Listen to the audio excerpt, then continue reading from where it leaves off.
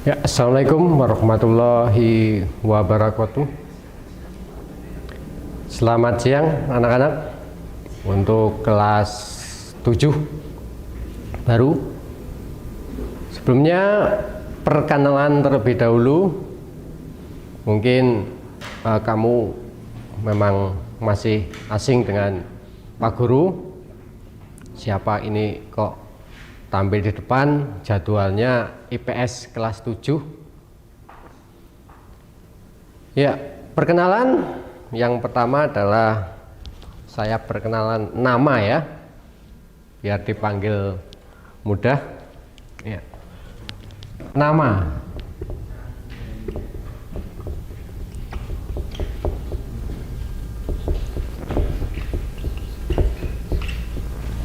Ya, bisa dilihat. Nama Pak Guru adalah Ahmad Solikin. Ini nama pemberian orang tua. Dari dulu tidak dirubah karena ini nama yang bagus. Ahmad anak, Solikin soleh. Diharapkan Pak Guru itu menjadi anak yang soleh. Amin ya. Amin. Berikutnya alamat. Ini penting kalau kamu ada suatu keperluan dengan Pak Guru, tidak di sekolah, bisa ke rumah, atau mungkin kamu jalan-jalan dan bisa mampir ke rumah Pak Guru. Jangan lupa, kalau mampir bawa oleh. Nah, ini alamat Pak Guru. Alamatnya Desa Winong. Ya, Desa Winong, RT 02, RW-nya 1. Ya, kalau anak Mirit Desa Winong sudah tahu. Kalau mungkin anak Bonorowo masih belum tahu karena mungkin anak SD belum jalan-jalannya belum jauh. Arahnya itu Jalan Raya Mirit kilometer 3 ya. Jalan Raya Mirit kilometer 3. Kalau dari arah Gentan Prembun ke selatan nanti kurang lebih 3 km sampai Winong.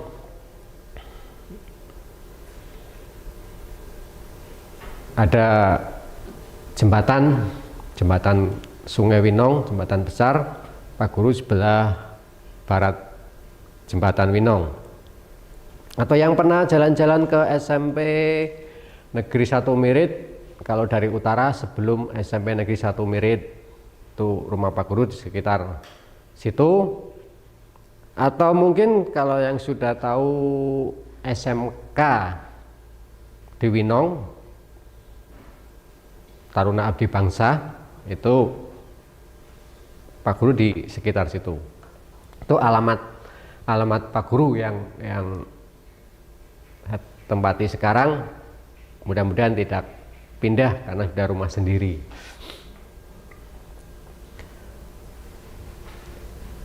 Perkenalnya itu saja ya, atau mungkin ada yang lain. Kalau mungkin ada yang tanya keluarga, Pak Guru keluarga, oh ya nanti untuk hobi misalnya. Kalau hobi Pak Guru ini kelihatan hitam ya, hobinya ke sawah. Kalau lihat tanaman hijau atau sawah yang pematang sawah yang hijau, Pak Guru sangat suka sekali. Kalau di rumah juga tanamannya banyak karena Pak Guru suka sama tanaman. Untuk perindang juga, untuk yang buah juga ada. Ya, kalau hobi di ditekuni itu juga bisa menghasilkan. Berikutnya untuk keluarga, Pak Guru di rumah berenam ya, berenam siapa saja ya, Pak Guru, kemudian istri, anak 3, dan masih dengan 1 tambah 1 lagi orang tua Pak Guru, tinggal 1 ya. Ini keluarga Pak Guru jumlahnya ada 6. Ya, saya kira perkenalnya itu saja. Nama Ahmad Solikin, kalau di sekolah dipanggil Pak Solikin ya, karena di sekolah ada 2, yang satu Pak Solikin tok, tidak pakai Ahmad, panggilnya Pak Gisol.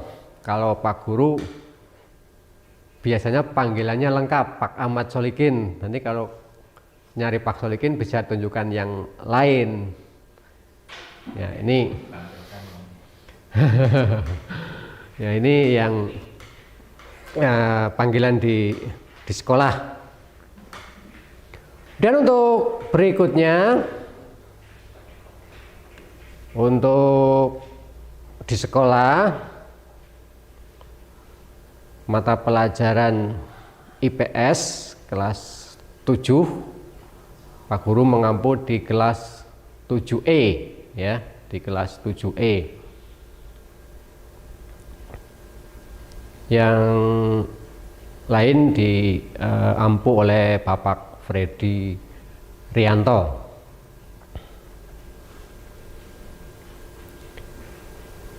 Selanjutnya itu saja perkenalan, nanti ke materi langsung ya, materi sekilas awal pertemuan bagaimana pembelajaran di SMP Negeri 1 Bonorowo. Kebetulan sekarang adalah masa ada istilah pandemi.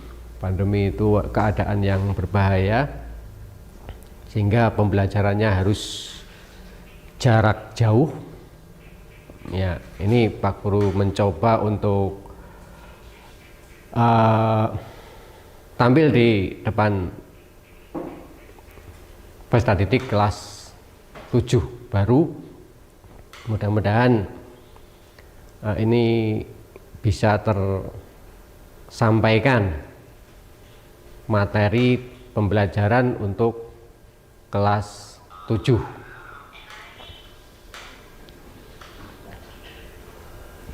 Ya, ke materi ini. Untuk materi bab pertama, materi pokoknya itu adalah manusia, tempat, dan lingkungannya. Ya, manusia, tempat, dan lingkungannya. Dengan submateri yang akan kita bahas kali ini adalah ruang dan interaksi antar ruang atau konektivitas ya, konektivitas antar ruang. Berarti nanti kita akan membahas apa itu ruang dan interaksi antar ruang. Oke,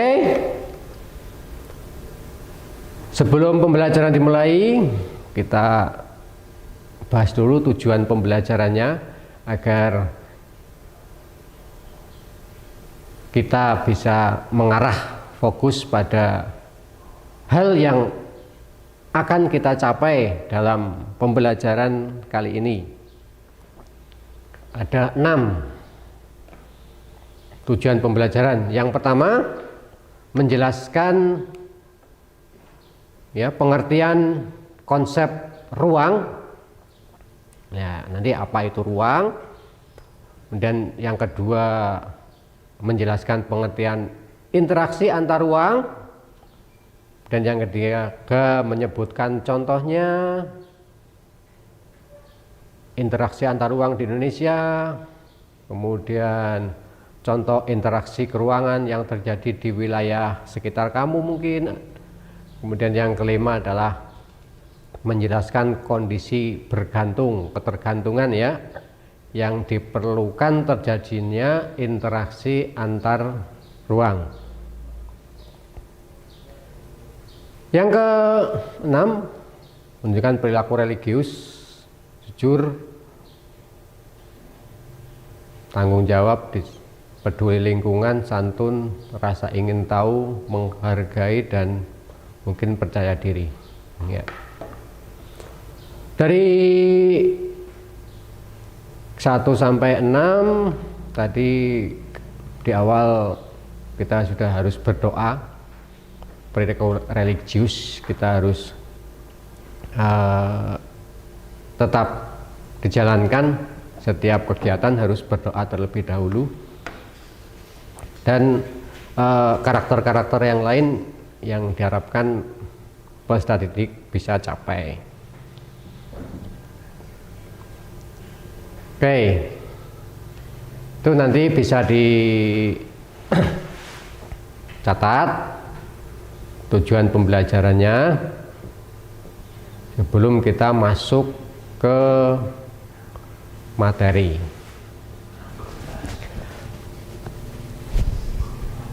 Berikutnya ya, ini wah.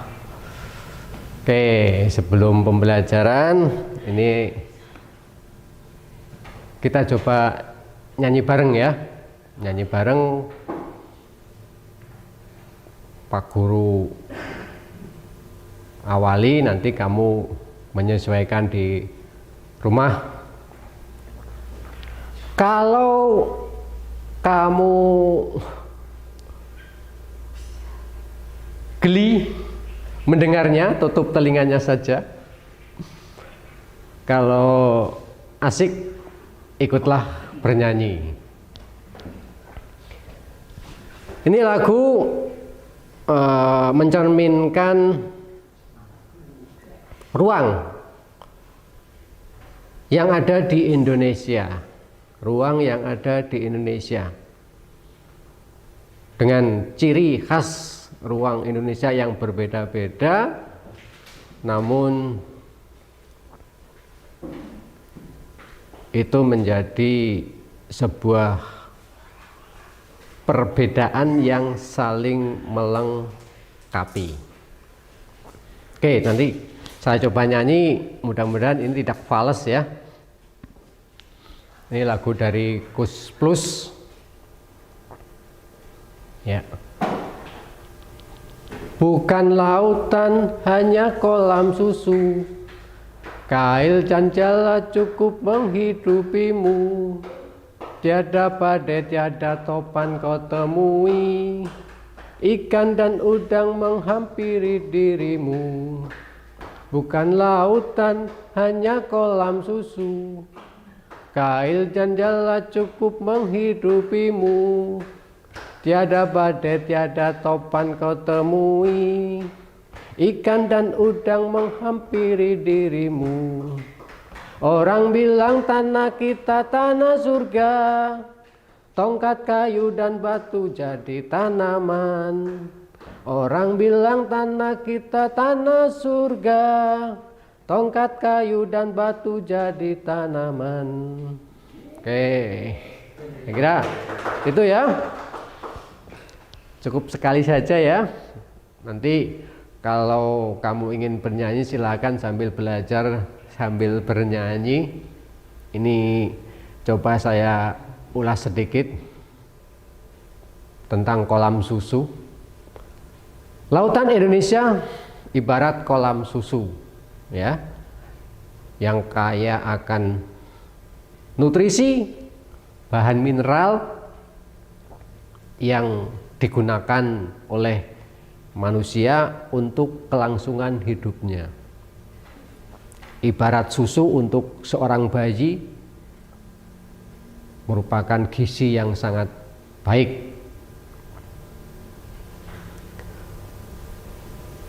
Kemudian alatnya cukup sederhana, hanya kail dan jala.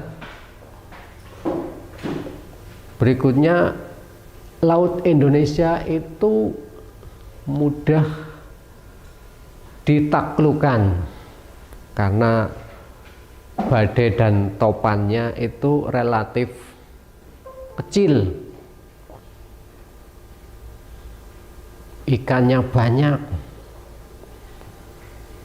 tidak perlu dicari, sudah menghampiri. Ya, ibaratnya karena sangat banyak, tidak usah dicari, kayak mencari jarum dalam jerami. Ikan dan udang dan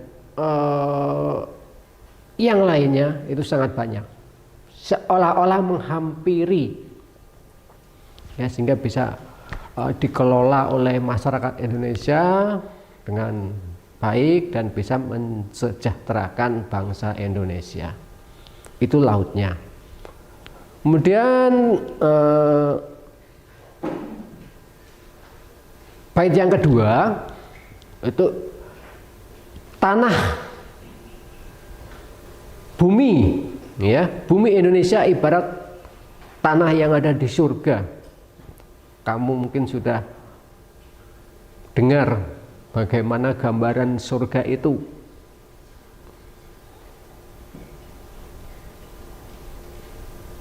Ya, yang dimaksud tanah surga itu adalah tanah yang sangat subur. Bangsa Indonesia mempunyai kekayaan alam, sumber daya tanah yang sangat subur. Bayangkan, ibaratnya itu tongkat kayu dan batu itu bisa jadi tanaman. Ya, membayangkan sangat suburnya.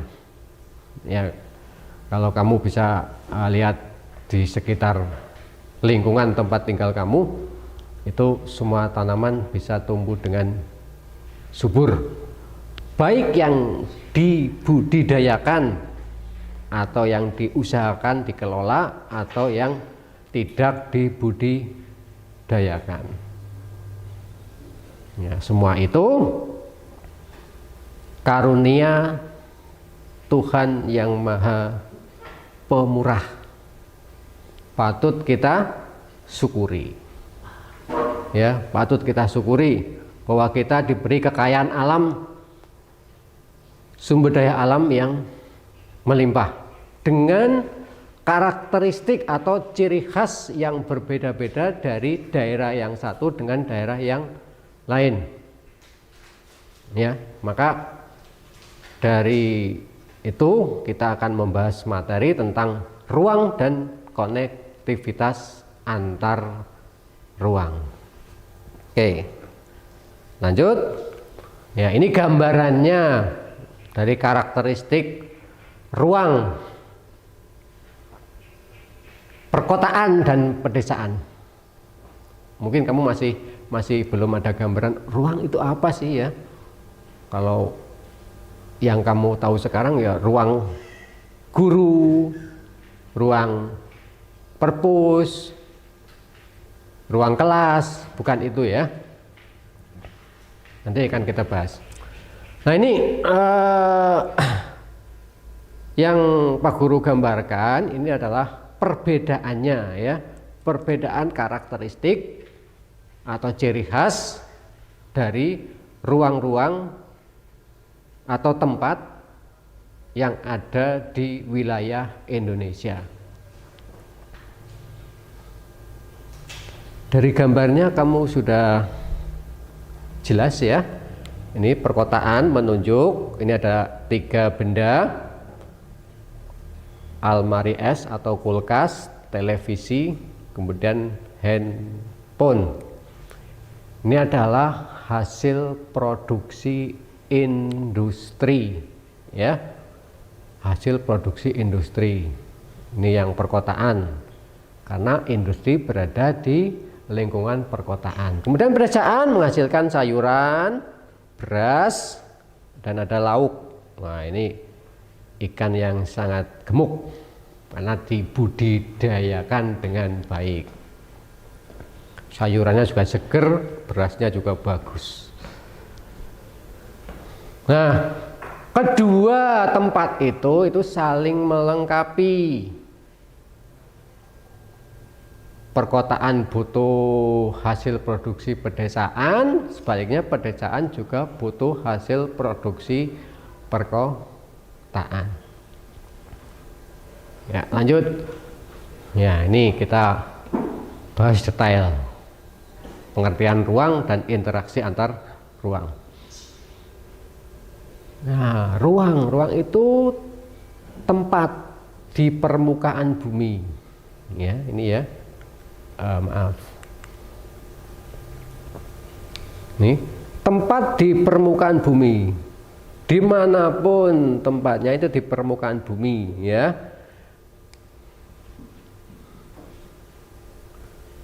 Baik secara keseluruhan maupun hanya sebagian yang digunakan makhluk hidup untuk tinggal. Nah, manusia itu salah satu makhluk hidup untuk tinggal. Ya. Ruang itu wujudnya bisa bermacam-macam. Apapun nama tempat itu adalah ruang. Pedesaan, ruang. Pegunungan, pantai, perkotaan, pulau, sawah, hutan, dan masih banyak lagi ikutnya. Kamu bisa menyebutkan yang lainnya, ya, berupa tempat di permukaan bumi. Ya, untuk manusia itu tinggalnya di permukaan bumi.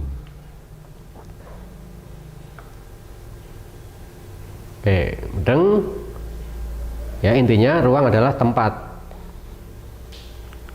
Berikutnya, ruang dalam arti luas itu mencakup tidak hanya yang di permukaan bumi, juga yang di atasnya, udara. Udara itu yang langsung bersentuhan dengan permukaan bumi, digunakan manusia untuk bernapas. Ini juga merupakan ruang. Perairan berupa perairan laut, macam-macam jenis lautnya. Ada perairan darat seperti sungai, danau, ada perairan yang ada di dalam tanah, itu ada air tanah. Dan lapisan batuan atau lapisan tanah sebagai sumber daya kehidupan. Di dalam tanah juga ada sumber daya alamnya seperti tambang, sumber daya tambang yang ada di dalam tanah seperti minyak bumi. Itu merupakan sumber daya alam yang ada di dalam tanah. Semua itu juga merupakan ruang, ya. Jadi batas ruang itu dapat diartikan sebagai tempat, ya. Ruang itu tadi intinya adalah tempat dan unsur-unsur lain yang mempengaruhi kehidupan di permukaan bumi.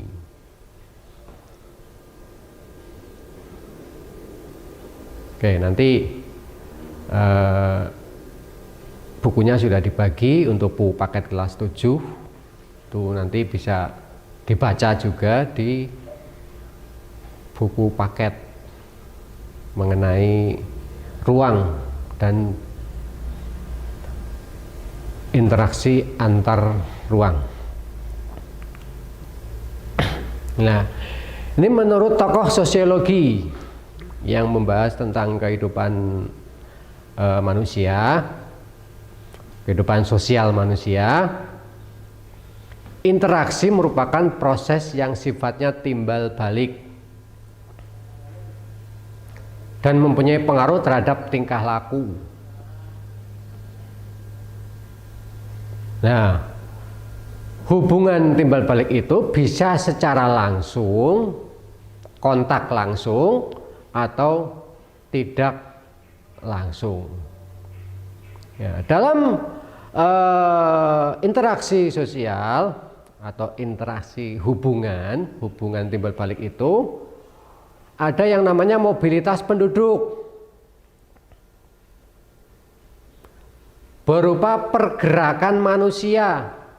Yang nomor satu itu ya, pergerakan manusia.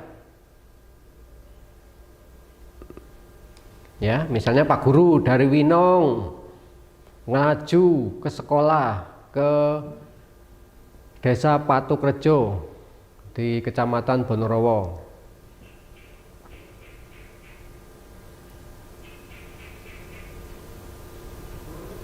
Kemudian komunikasi, pergerakan atau perpindahan gagasan dan informasi. Ya, informasi dari satu tempat ke tempat yang lain bergerak, berpindah. Itu namanya komunikasi, itu perpindahan gagasan dan informasi. Yang ketiga, transportasi, itu perpindahan barang dan energi. Ya. Ya, sebelum kita masuk ke interaksi antar ruang, kita bahas dulu yang interaksinya ya. Nah, sekarang yang interaksi antar ruang. Interaksi tadi disebutkan hubungan ya, hubungan timbal balik. Sedang kalau interaksi antar ruang berarti hubungan antar ruang sehingga saling melengkapi kekurangan. Ya, tadi di awal sudah ada gambaran pedesaan dan perkotaan. Atau mungkin yang lain. Saling melengkapi antara Pulau Jawa dengan Pulau Sumatera. Pulau Jawa dengan Pulau Kalimantan. Dan lain sebagainya. Atau mungkin di satu tempat ada yang namanya daerah pantai, hasil produksi utamanya perikanan. Pegunungan, produksi utamanya adalah sayuran. Saling melengkapi. Masyarakat pegunungan butuh lauk, ikan. Masyarakat pantai butuh sayuran, maka saling bertukar. Nah, ketemunya di mana? Berinteraksi di mana? Lewat aktivitas perdagangan di pasar. Ya, lewat aktivitas perdagangan di pasar. Ya, itu sehingga tadi di awal kekayaan alam Indonesia, sumber daya alam Indonesia itu bervariasi, punya ciri khas yang berbeda antara daerah yang satu daerah dengan daerah yang lain. Semuanya itu saling melengkapi, sehingga perlu terjadinya ada interaksi antar ruang. Ya, perlu adanya interaksi antar ruang sehingga saling melengkapi kekurangan. Ya, karena manusia itu adalah makhluk sosial ya, yang tidak bisa hidup tanpa berhubungan atau berinteraksi dengan orang lain. Berikutnya ke daerah juga. Daerah yang satu dengan daerah yang lain itu saling melengkapi. Daerah yang satu tidak bisa hidup tanpa daerah yang lainnya.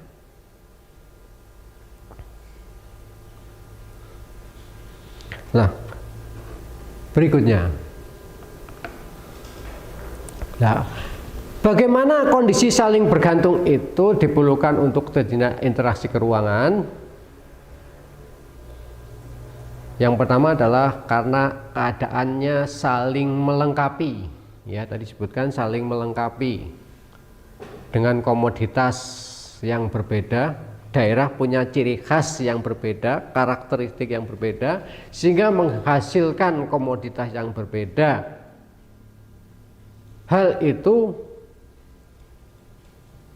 memungkinkan untuk saling melengkapi.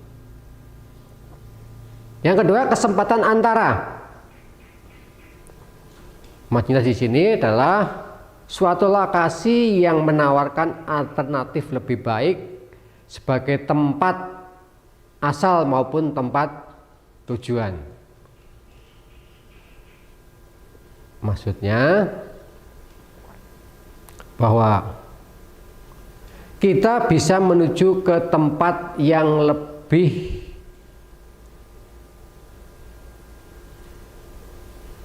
baik, ya, ke tempat yang menawarkan alternatif lebih baik.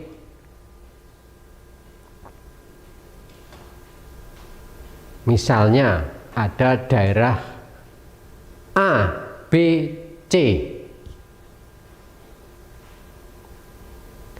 Daerah A memilih B atau C sebagai asal maupun tujuan. Antara B dan C itu mana yang menawarkan alternatif lebih baik? Ya, dari kemudahannya, keuntungannya, mana yang terbaik? Itu akan dipilih. Yang ketiga, kemudahan transfer. Ya, kemudahan transfer atau pengiriman itu berkaitan dengan biaya. Biaya yang paling murah sehingga memberikan keuntungan yang lebih itu akan dilakukan, akan dipilih dibandingkan dengan biaya yang lebih mahal. Ya, sehingga ketiga itu kondisi yang saling bergantung, ya, saling bergantung, berkaitan dengan saling melengkapi, kesempatan antara, dan kemudahan transfer.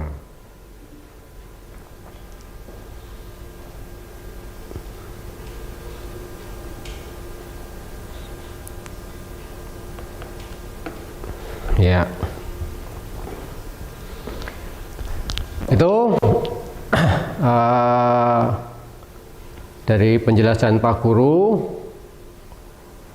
Ini ada soal yang mungkin bisa kamu jawab. Kalau bingung, buka buku paket kelas 7, ya, buku paket kelas 7.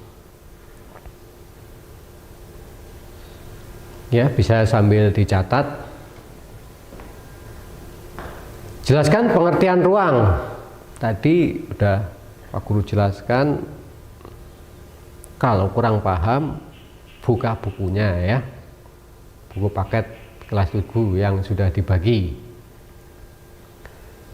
Dan nomor 2, berikan 5 contoh, karena ruang itu sangat banyak. Saya suruh menyebutkan 5 contoh ruang yang ada di sekitar kita, ya, yang kamu ketahui, yang ada di sekitar saja. Yang ketiga, jelaskan pengertian interaksi antar ruang.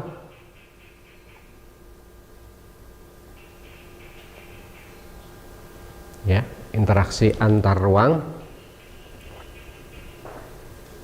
Yang keempat, berikan contoh interaksi antar ruang yang terjadi di sekitar tempat tinggalmu.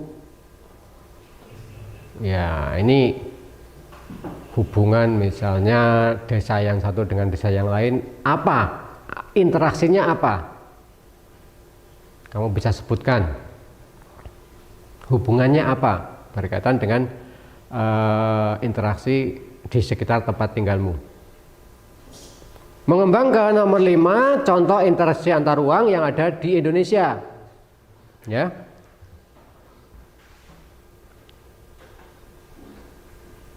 Bagi contoh misalnya tadi saya sebutkan Pulau Jawa dengan Pulau Sumatera, itu interaksinya apa?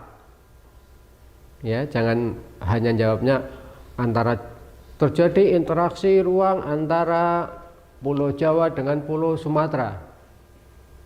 Nah, kalau itu belum lengkap. Apa interaksinya? Apa hubungan timbal baliknya? Ya, itu 5 latihan soal yang bisa menggiring kamu untuk membaca, ya, membaca buku paket materi ruang dan interaksi antar ruang.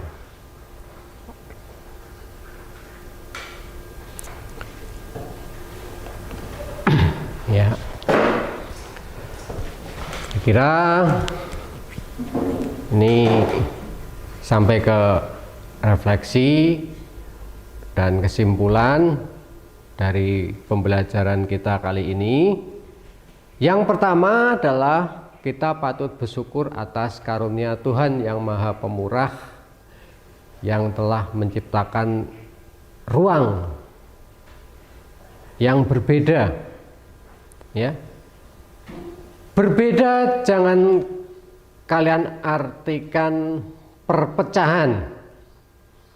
Berbeda dalam hal ini adalah keanekaragaman, ya. Berbeda bukan perpecahan tetapi keanekaragaman. Dengan kekayaan sumber daya manusia yang beraneka ragam antara orang yang satu dengan orang yang lain itu punya ciri khas atau karakteristik yang beda tapi saling melengkapi, dan sumber daya alam yang melimpah,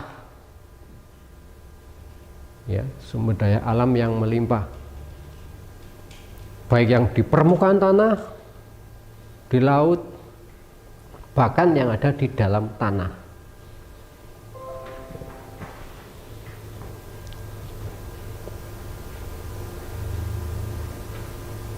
Selanjutnya, ruang. Ruang itu tempat, ya. Kesimpulannya, ruang adalah tempat. Makhluk hidup untuk melangsungkan kehidupannya. Ya, tadi ruang banyak sekali, dari danau, sawah, sungai, pulau, dan lain sebagainya. Yang semua kan digunakan sebagai tempat makhluk hidup, baik manusia dan makhluk hidup yang lain, untuk melangsungkan kehidupannya. Ya, kesimpulan yang terakhir, setiap ruang saling berinteraksi. Jadi berinteraksi itu berhubungan, ya. Berinteraksi itu berhubungan. Berhubungan apa, ya? Untuk saling melengkapi. Tadi sebutkan berbeda. Berbeda jangan diartikan perpecahan, tapi keanekaragaman yang saling melengkapi. Punya kekurangan masing-masing dan punya kelebihan masing-masing. Saya kira itu materi yang saya sampaikan. Kalau kurang jelas, ya, bisa kamu membaca lagi. Kalau membaca sambil dicatat, diringkas sedikit-sedikit, supaya membacanya itu ada bekasnya, ya. Kalau membaca tok, apalagi sambil tiduran, nanti ya bukunya buat nutup muka, tidur ya, membaca sambil tiduran. Buatnya dapat tulisan malah dapat gambar sungai mengalir ya. Tuh, itu saja. Kalau kurang jelas tadi bisa tanya Pak Guru lewat WA, bisa langsung WA ke Pak Guru juga bisa, atau ke grup kelas nanti disampaikan ke Pak Guru juga bisa. Membaca buku paket juga bisa. Dan jangan lupa, saya ulangi lagi, jangan lupa tetap jaga kesehatan, tetap di rumah, tetap semangat belajar meskipun tidak bersama Bapak Ibu guru secara langsung. Nanti suatu saat kalau pandemi COVID-19 sudah berakhir, kita bisa pembelajaran langsung. Yang terakhir, jangan lupa like, subscribe, dan komen di channel TV live streaming SMP Negeri 1 Ponorogo. Ya, untuk apa? Untuk kemajuan kita bersama. Itu saja yang dapat saya sampaikan. Kurang lebihnya mohon maaf. Berkata wassalamualaikum warahmatullahi wabarakatuh.